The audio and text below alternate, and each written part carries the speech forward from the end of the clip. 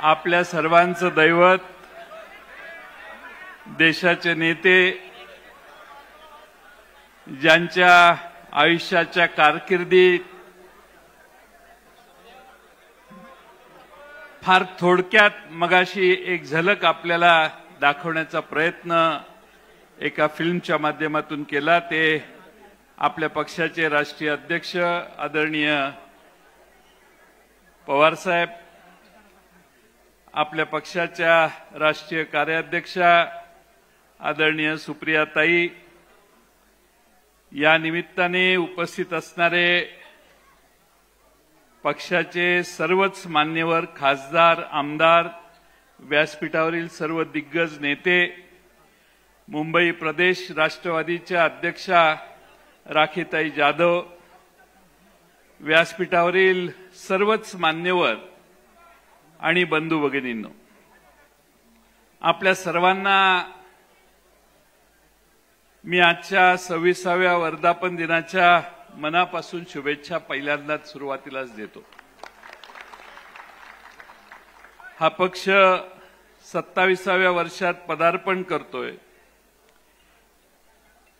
या 27 वर्षाच्या कालखंडामध्ये या पक्षाने महाराष्ट्रात तर भरीव योगदान दिलं, पण देशाच्या अनेक महत्त्वाच्या प्रश्नावर आपल्या या पक्षानं फार मोठं योगदान देण्याचं काम देशपातळीवर देखील पवार साहेबांच्या माध्यमातून केलं. या देशाच्या अन्नधान्याचा प्रश्न असो, या देशात संरक्षण विभागात महिलांनी काम करण्याचा प्रश्न असो, या देशातले असे अनेक आमूलाग्र निर्णय आणि महाराष्ट्रातले निर्णय जे समाज सुधारणेचे होते, ते आपले नेते आदरणीय पवार साहेबांनी त्यांच्या कारकिर्दीत घेतले. खरं म्हणजे कालच परवा ऑपरेशन सिंदूर पार पडले. ऑपरेशन सिंदूरच्या साठी आमचं हे ऑपरेशन का करण्यात आलं, यासाठी देशानं जगभर संसदेच्या शिष्टमंडळांना पाठवलं. तुम्हा आम्हा सर्वांना अभिमान वाटला पाहिजे की आपल्या पक्षाच्या राष्ट्रीय कार्याध्यक्षा सुप्रियाताईंना या देशातील अशाच एका महत्त्वाच्या शिष्टमंडळाचं नेतृत्व करण्याची संधी देण्यात आली आणि भारतामधल्या या सगळ्या झालेल्या घटनांचा समर्थन करण्यासाठी सुप्रियाताईंच्या नेतृत्वाखाली 6-7 देशातल्या मान्यवरांना जाऊन भेटण्याचं काम सुप्रियाताईंनी केलं आणि भारताची त्यांनी अतिशय समर्थपणाने बाजू मांडली. कोणताही आतताईपणा त्यात नव्हता. भारताला हे का करावं लागलं याचं समर्थन अतिशय प्रभावीपणाने सुप्रियाताईंनी दक्षिण आफ्रिकेपासून अनेक देशात जाऊन केलं. मी आपल्या सर्वांच्या वतीनं सुप्रियाताईंचं त्यासाठी मनापासून अभिनंदन करतो. आपण सगळ्यांनी टाळ्याच्या गजरात सुप्रियाताईंना या कामगिरीबद्दल धन्यवाद दिले पाहिजेत.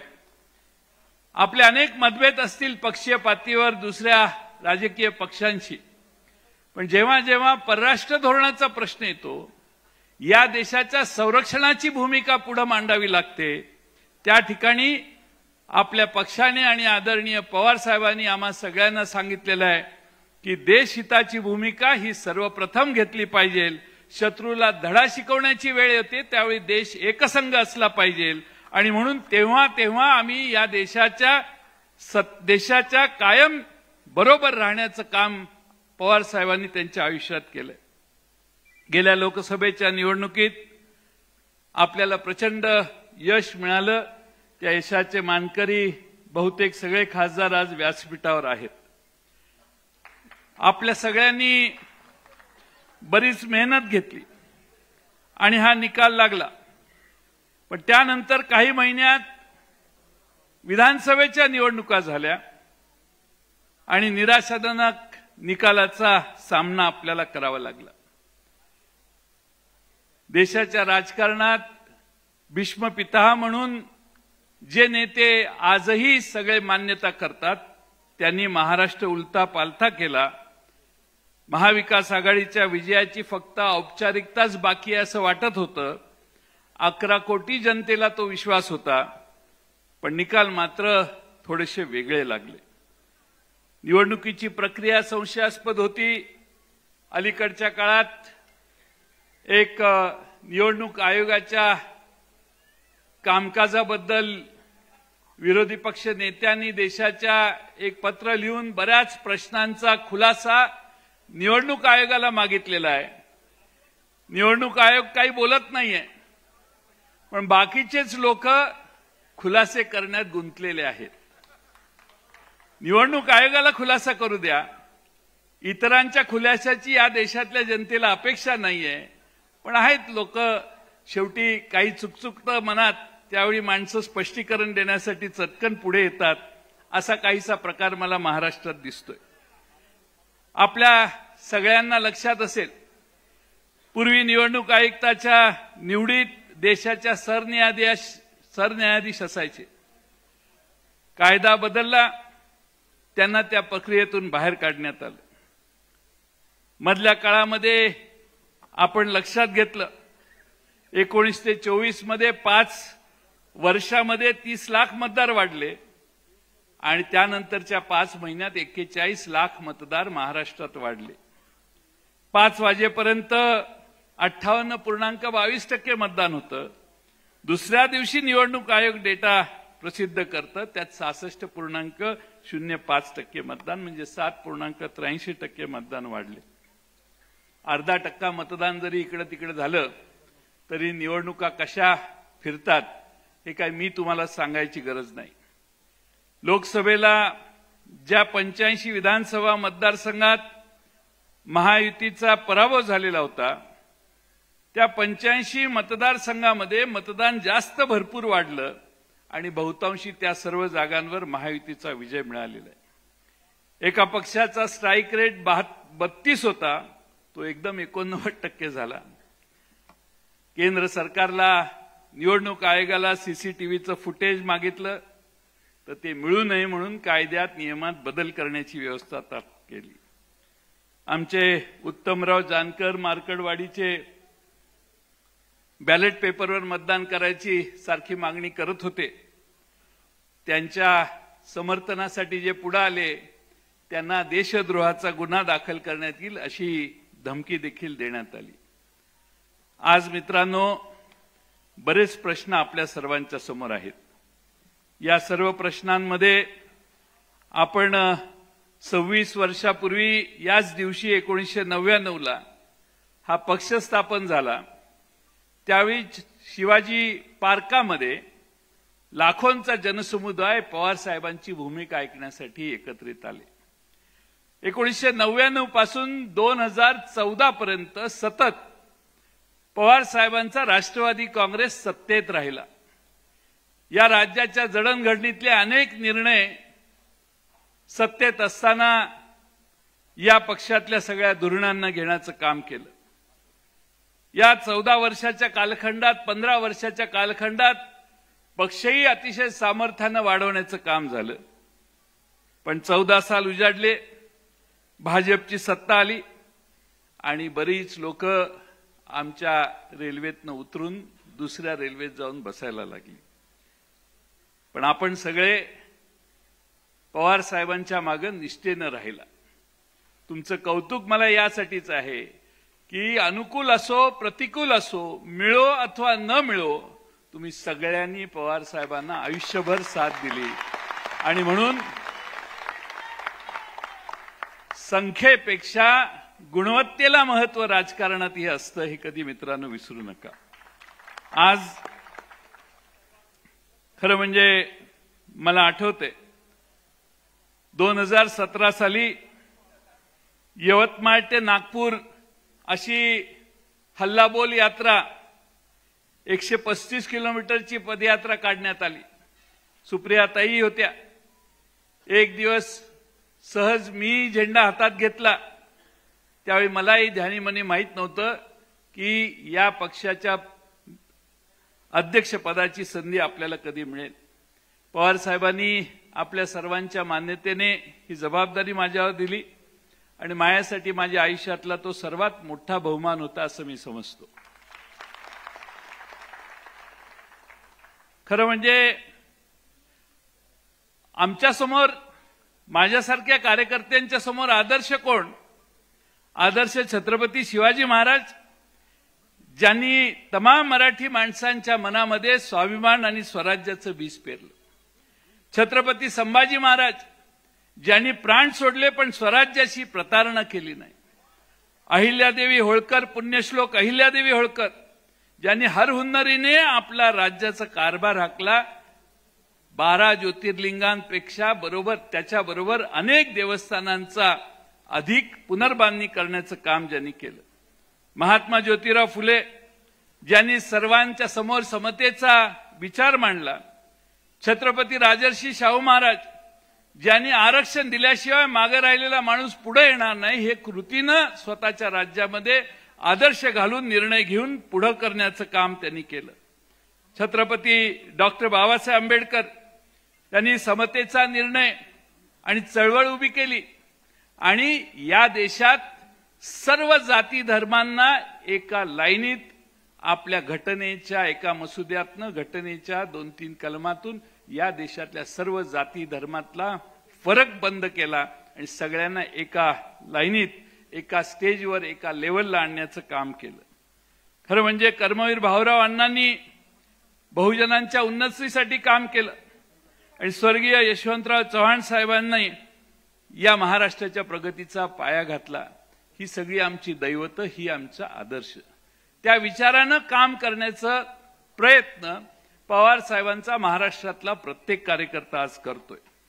या सगळ्या काळात महाराष्ट्रात अनेक दौरे करण्याची संधी मला मिळाली. 2018च्या शेवटापर्यंत परिस्थिती फारच बदललेली होती. अनेक जण पक्ष सोडून जात होते. मी नेहमी सांगायचो, आपली लढाई सत्तारूढ पक्षाच्या बरोबर इन्कम टॅक्स, सीबीआय, ईडी, निवडणूक आयोगाच्या सोबत आहे आणि काही अंशी ते खरंही आता अलीकडच्या काळात दिसायला लागले.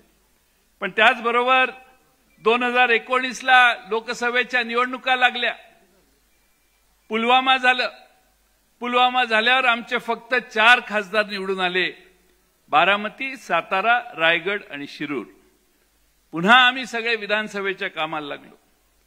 विधानसभेच्या कामाला लागल्यावर एक दिवस पवार साहेबांनाच ईडीने नोटीस दिली. ईडीने नोटीस दिल्यावर पवार साहेब म्हटले, मला काय बोलवता, मीच येतो ना तुमच्याकडे. पवार साहेब असं म्हटल्यावर महाराष्ट्रभर जनतेनं बॅनर लावले, मी येतोय म्हणून. लोक रस्त्यावर उतरली.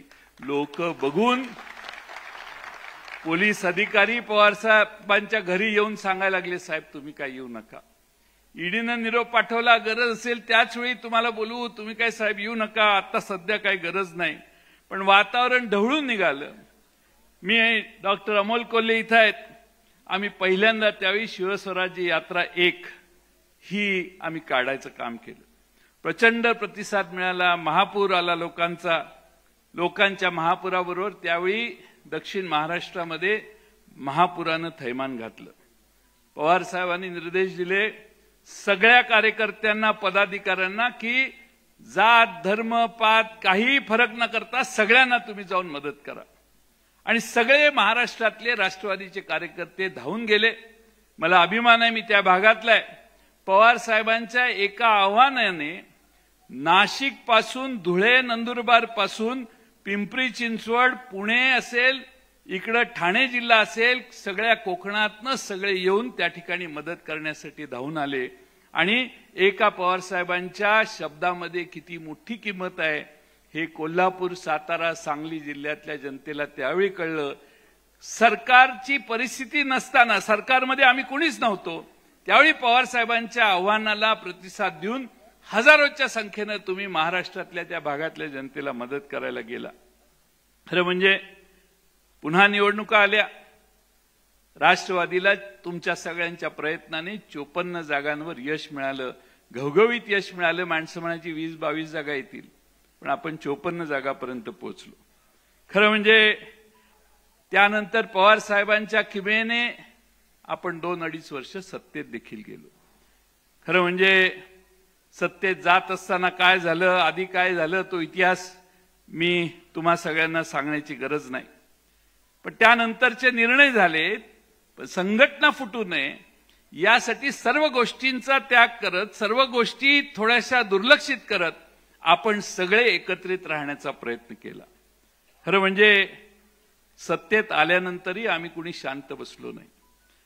राष्ट्रवादी काँग्रेस पक्ष अभिप्राय असा एक नवा उपक्रम आपण कोविड आल्यावर सुरू केला. मला सांगायला आश्चर्य वाटतंय आणि अभिमानी वाटतो की महाराष्ट्रामध्ये आरोग्य मंत्री म्हणून राजेश टोपेंनी कोविडच्या काळात जे काम केलं त्याला देशातला कुठलाही आरोग्य मंत्री त्याची तुलना करू शकत नाही. आणि त्यामुळं घराच्या बाहेर पडता येत नव्हतं, तर मग कार्यकर्त्यांनी बसून काय करायचं म्हणून ऑनलाईन राष्ट्रवादी पक्ष अभिप्राय हा आपण अभिनव उपक्रम केला. महाराष्ट्रातनं 8 लाख कार्यकर्त्यांनी थेट पवार साहेबांना पक्ष सुधारणेच्या, पक्षात काय आवश्यक आहे काय नाही याच्या सूचना केल्या. चांद्यापासून बांद्यापर्यंत आम्ही त्या काळात देखील गेलो. आम्ही खरं म्हणजे महाराष्ट्रात परिवार संवाद यात्रा सुरू केली.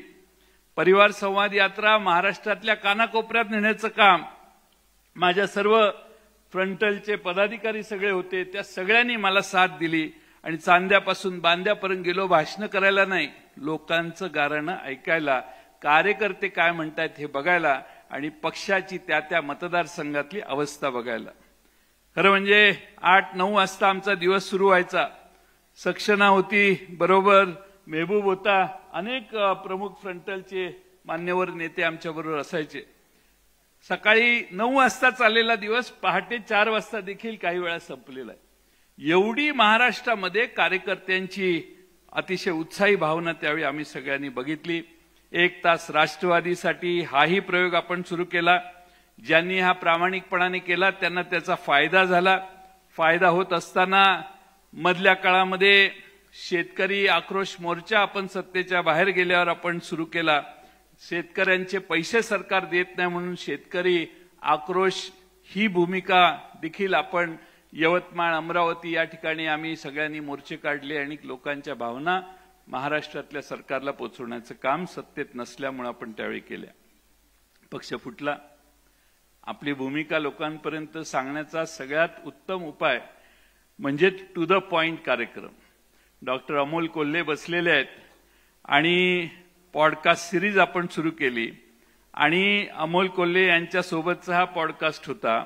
सुप्रियाताई, अनिल देशमुख, जितेंद्र आव्हाड, राजेश टोपे, मी असेन, आम्ही सगळ्यांची मुलाखत अमोल कोल्हेंनी त्यावेळी अतिशय परखडपणाने घेतली आणि सरकारच्या, आमच्या पक्षाची फूट झाल्यानंतरची आमची भूमिका जनतेपर्यंत पोहोचवण्याचं काम केलं. निष्ठावंत संवाद दौरा देखील त्यावेळी झाला. शिवस्वराज्य यात्रा 2 मागच्या विधानसभेच्या आधी आम्ही सगळ्यांनी सुरू केली आणि त्याची समारोप शेवटचा कार्यक्रम माझ्या मतदारसंघात झाला. पवारसाहेब आलेले, पाऊस धोधो पडला, स्टेज सगळं मैदान भरलेलं, मोकळं झालं. मला धस्त झालं की आता काय खरं नाही आपलं. पण पाऊस संपल्यानंतर पुन्हा सगळं मैदान येऊन पूर्ण भरलं आणि पवार साहेबांचा शेवटचा शब्द ऐकेपर्यंत माणसं मैदानात थांबली. हा पाठिंबा पवार साहेबांना त्यांच्या आयुष्यभर जनतेनं महाराष्ट्रात दिला. लोकसभेत 8 जागा निवडून आल्या.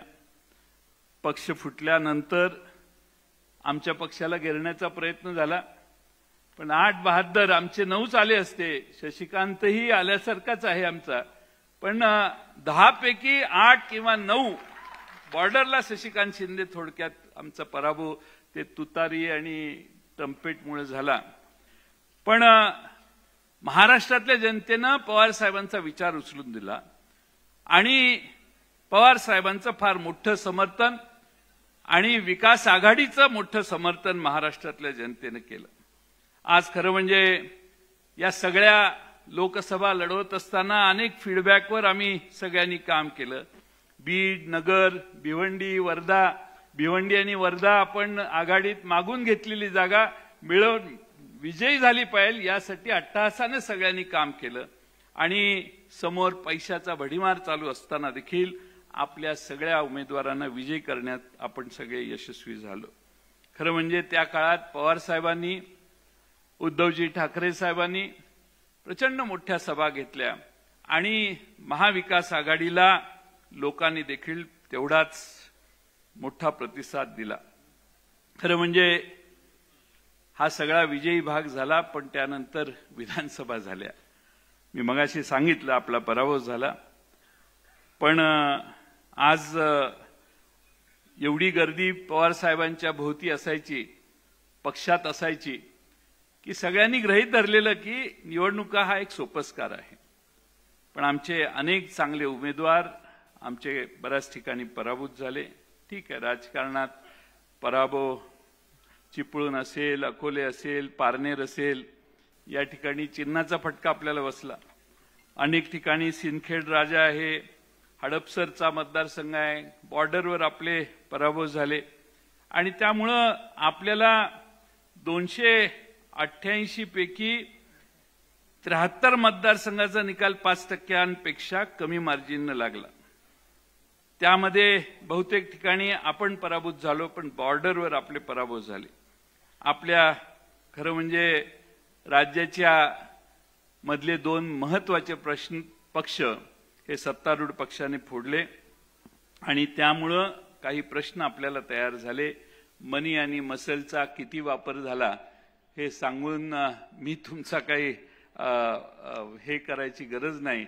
आमच्या आंबेगावचा उमेदवार आमचा देवदत्त हा ट्रम्पेटमुळे समोरच्या बाजूला चिन्हाच्या घोटाळ्यामुळे आमचा आंबेगावचा उमेदवार पराभूत झाला आणि त्यामुळे ह्या सगळ्यातून आम्ही आजही ठामपणाने या सभागृहातले आणि साहेब या ठिकाणी आम्ही फक्त पदाधिकाऱ्यांना निमंत्रित केले.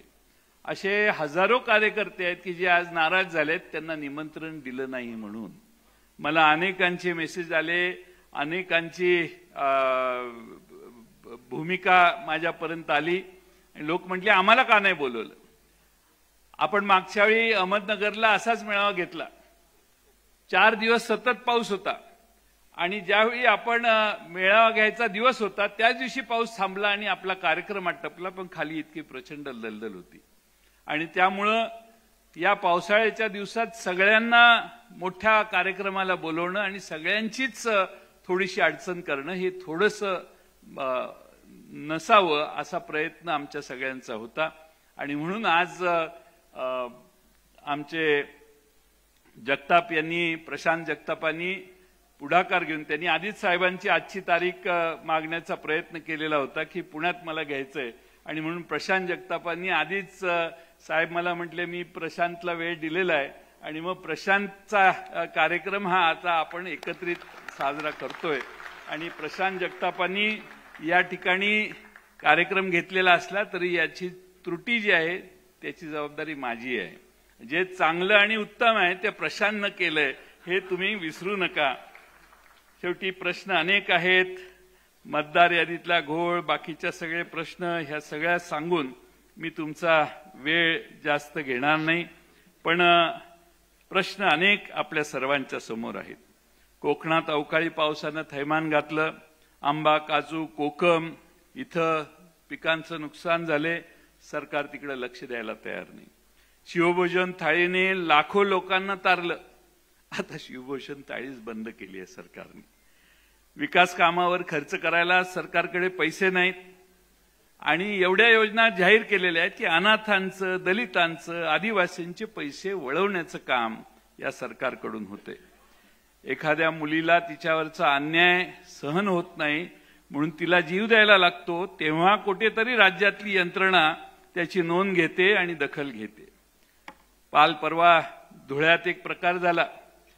आपल्या आमदारांचे एक कमिटी होती. आमदारांची तुमच्या संसदेच्या काही कमिट्या असतात, तशा आमच्या विधिमंडळाच्याही कमिट्या असतात. मग आमची कमिटी जाते. मग कमिटी गेल्यावर तुम्ही काय करता, तुम्ही त्या राज्याचे, त्या भागाचे प्रश्न ऐकता. पण आमची कमिटी जाते आणि आमच्या आमदारांचा पीए खोलीत बसून पैसे गोळा करतो. 2 कोटी रुपये पीएकडे सापडले. विधिमंडळाच्या एका प्रमुख समितीच्या प्रमुखांच्या पीएकडे 2 कोटी रुपये सर्किट हाऊसला. कसं आहे, आपल्याकडे पोलीस नाहीत, इन्कम टॅक्स नाही, 5 नाही 10 कोटी असतील, पण जाहीर 2 कोटीच झालेत. आपलं 2 कोटीलाच बोललं पाहिजे. जाहीर जे झालं तेच धरायचं असतं, जे जाहीर झालं नाही ते तुम्ही आणि मी बोलून काय उपयोग आहे. 3 वर्ष स्थानिक स्वराज्य संस्था प्रशासकाच्या हातून चालवल्या जात आहेत. शेवटी सर्वोच्च न्यायालयाला सांगावं लागलं, अरे बाबांनो काय निवडणुका घेणार आहे का नाही, काय घेत नाही, काय प्रॉब्लेम आहे. आणि मग निवडणुका घेण्याचा प्रयत्न होतोय. पण माझी शंका आहे की रवींद्र पाटील साहेब बहुतेक जळगावला तूर्त निवडणूक होणार नाही.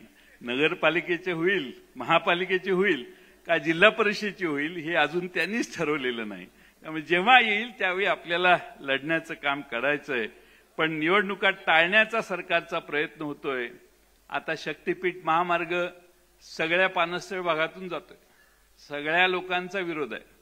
आता सगळ्यांचा विरोध असताना आणि कुणी मागणी केलेली नसताना त्या महामार्गाचा आग्रह करणं हे याच्या मागे एवढा इंटरेस्ट काय आहे अशी लोक कुजबूज करतात. मी आपलं लोक काय म्हणतात ते मी सांगतो. त्यामुळं आपण अलीकडे बघितलं असेल की महत्वाच्या प्रश्नावरून लोकांचं लक्ष वेधायचं असेल तर काय करायचं असतं, पवार साहेबांना शिव्या घालायच्या, पवार साहेबांच्या विरोधी बोलायचं. पवार साहेबांना बोललं की सगळे माध्यम तेच दाखवायचा दिवसभर कार्यक्रम करतात. मूळ प्रश्न महाराष्ट्रातला बाजूला राहतो आणि पवार साहेबांच्यावर बोलायचं. पवार साहेबांच्यावर आता अलीकडे विनाकारण टीका चालू आहे. पवार साहेबांनी ओबीसीच्या समाजाच्या हितसंबंधांचं रक्षण करण्याची कायम भूमिका घेतलेली आहे त्यांच्या आयुष्यामध्ये. या देशामध्ये मंडल आयोग जाहीर झाल्यावर मंडल आयोगाची पहिली अंमलबजावणी भारतात जर कुणी केली असेल तर शरद पवार साहेब नावाच्या मुख्यमंत्र्यांनी त्यावेळी केली. दुसऱ्या कुठल्याही राज्याने नाही केली. तेव्हा पवार साहेबांनी ते पाऊल टाकलं. त्या ओबीसींच्या मागे त्यांच्या ओबीसींच्या संरक्षणाची भूमिका घेण्याचं काम आयुष्यभर पवार साहेबांनी केलं. हे मित्रांनो तुम्हा आम्हाला कधी विसरता येणार नाही. आणि आजही त्यांचा तोच आग्रह आहे की ओबीसींच्या हिताचं रक्षण करण्याचा प्रयत्न आम्ही सगळ्यांनी केला पाहिजे. कोणत्याही बाबतीत पूर्ण ताकदीनं ओबीसींच्या भूमिकेचं, ओबीसींच्या संरक्षणाची भूमिका आपल्या सगळ्या कार्यकर्त्यांनी आयुष्यभर पाळली. कारण आपला आदर्श मंडल आयोगाच्या अंमलबजावणीपासून शरद पवार साहेबांनी घालून दिलाय. हे मित्रांनो विसरता येणार नाही. खरं म्हणजे मी आता हळूच विचार करत असतो बऱ्याच वेळेला पवार साहेबांना अजूनही टीकेचं केंद्र ठरवतात. जितेंद्र आव्हाड त्याचा अर्थ अभी भी पवार साहब का डर बाकी है.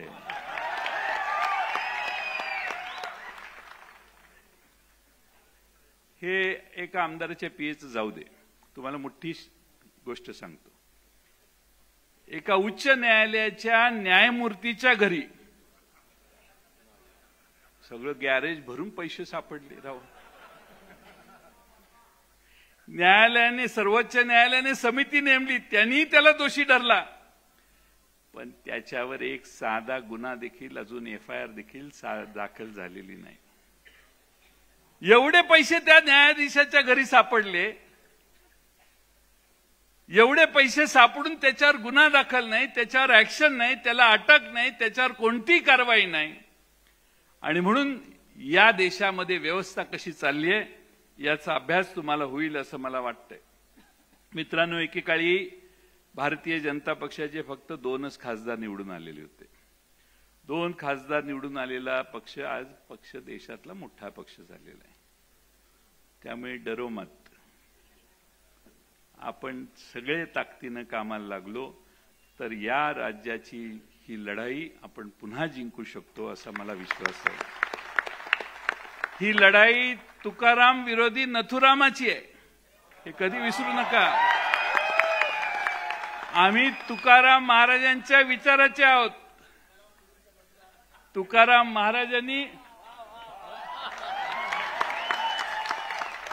महाराजांनी जितेंद्र आव्हाड आम्हाला सांगितलेलं आहे की भले तर देऊ कासेची लंगोटी, नाठाळ्याच्या माथी हाणू काठी.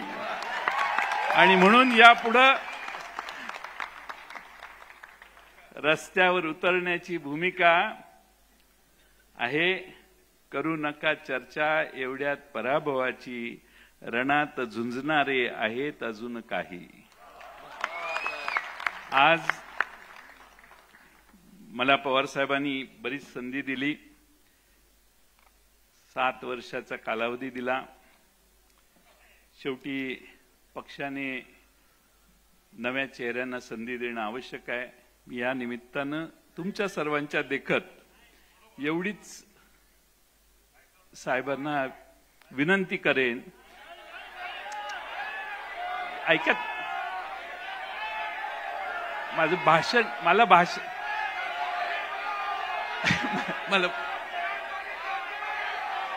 आगे बढ़ेंगे, तुम बैठो.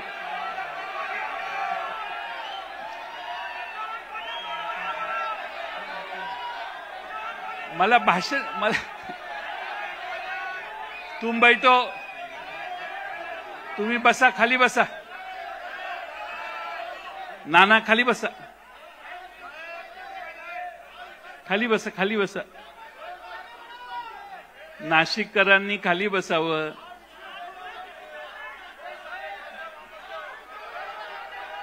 शेवटी पक्ष पवार साहेबांचा आहे, त्यामुळे पवार साहेबांनी याच्यावर योग्य तो निर्णय, कारण आता आपल्याला बरंच पुढे जायचंय आणि त्यामुळं मी पवार साहेबांचे मनपूर्वक आभार मानतो, आपल्या सर्वांचे आभार मानतो आणि माझे 2 शब्द पूर्ण करतो.